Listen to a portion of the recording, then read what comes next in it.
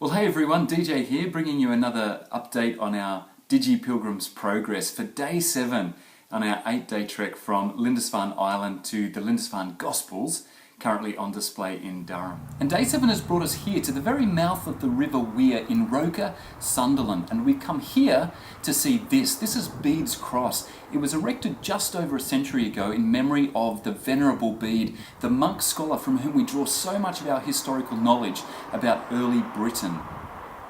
And we've met so many figures along our pilgrimage from Lindisfarne to Durham. Well, first, of course, there was St Aidan, who established the monastery on Lindisfarne Island at the invitation of King Oswald.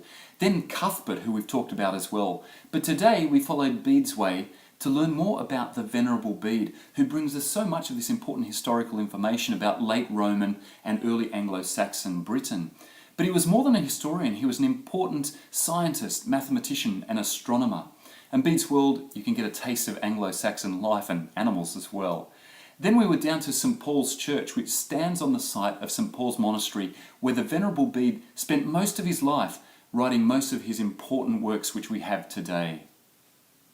But one of the figures that struck us most today and occupied about 10 miles of our conversation was a figure called Benedict Bishop, and he was the abbot when Bede entered the monastery as a 7-year-old and for many years of Bede's life. Well, Bishop had been a nobleman who gave up his wealth and privilege to become a monk and then finally the abbot.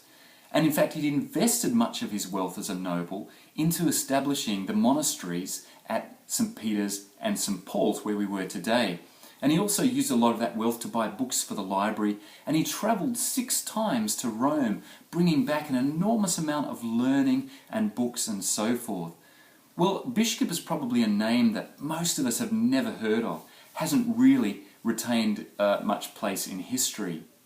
But as one historian has said, without a bishop, there would be no Bede. But even in a more minor way, Bishop has his place noted in history. But that got Sheridan and I thinking about all of the monks who are alive in Bede and Bishop's day, but whose names haven't been passed down to us.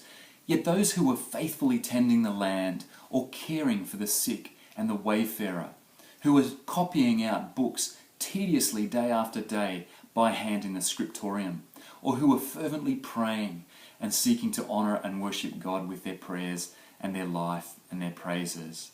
We may never know their names, but in God's big scheme of things, in the fabric of his unfolding plans, are they not just as equally as important as those whose names are hallowed by history?